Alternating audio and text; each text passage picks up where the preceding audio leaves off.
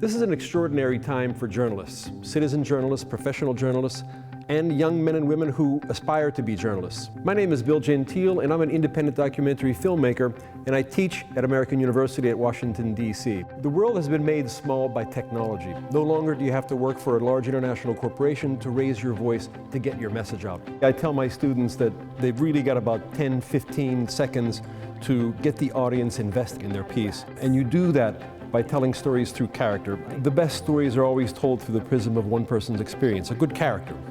A good example of this is a piece that I did recently about the nursing shortage in the United States. It's called Nurses Needed. I wanted an establishing shot of Megan Stack, and if you notice through this piece, you'll see a lot of close-ups.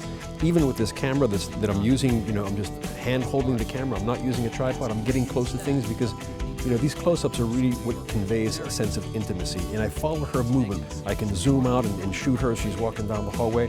It's got pretty dramatic light coming in from a window in the background. And we've got a frail hand, and it conveys a message of need, of sickness that we needed to portray in this whole piece. I've been a nurse here for about 2 years. She embodied this whole idea of a nurse under a lot of stress and strain. I can move around her. My lens goes down and captures what she's carrying. It comes back to her face when she's talking on the phone. It's behind her when she's walking over to a desk. It circles around when she goes back to another machine. Ultrasound. There's 3 points that your characters have to pass through to be able to be used in one of these pieces. Number 1, she allowed us to portray her as a character. Number 2, she had a very, very compelling story to tell. And number 3, she was articulate in telling that story. And it's not here, but I got a deep breath. The use of these cameras, I can get close to somebody like this, shoot their picture, make their picture. I can move this thing around in a way that I can't move around a larger shoulder-held camera. You don't have to go this far.